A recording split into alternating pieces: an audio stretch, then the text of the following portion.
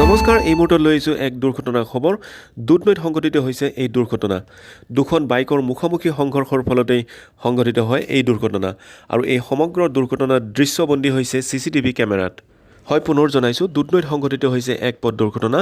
দুখন বাইকৰ মুখামুখি সংঘৰ্ষৰ ফলতেই এই দুৰ্ঘটনা সংঘটিত হয় দুধনৈৰ 17 নং ৰাষ্ট্ৰীয় ঘাইপথত সংঘটিত হৈছে এই পথ দুৰ্ঘটনা গণৰাজ্য দিৱস আৰু সৰস্বতী পূজাৰ নিশা সংঘটিত এই পথ দুৰ্ঘটনাৰ সমগ্ৰ দৃশ্যবন্দী হৈছে CCTV কেমেৰাত CCTV কেমেৰাত বন্দী হোৱা দুৰ্ঘটনাৰ সেই দৃশ্য আপোনালোকক দেখুৱাম কিন্তু তাৰ পূৰ্বে আপোনালোকে স্ক্ৰীনত প্ৰত্যক্ষ কৰিছে দুৰ্ঘটনাত পতিত হোৱা বাইক দুখনৰ দৃশ্য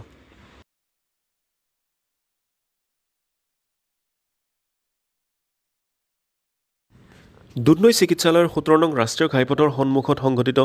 এই পথ দুৰ্ঘটনাত দুগৰাকী যুৱতীসহ 4গৰাকী লোক আহত হৈছে বুলি জানিব পৰা গৈছে এখন বাইক ৰাষ্ট্ৰীয় ঘাইপথ পাৰ হ'বলৈ লওঁতে বিপৰীত দিশৰ পৰা অহা আন এখন বাইকে প্ৰচণ্ড জোৰত খুন্দা মৰাৰ ফলতেই এই দুৰ্ঘটনা সংঘটিত হয়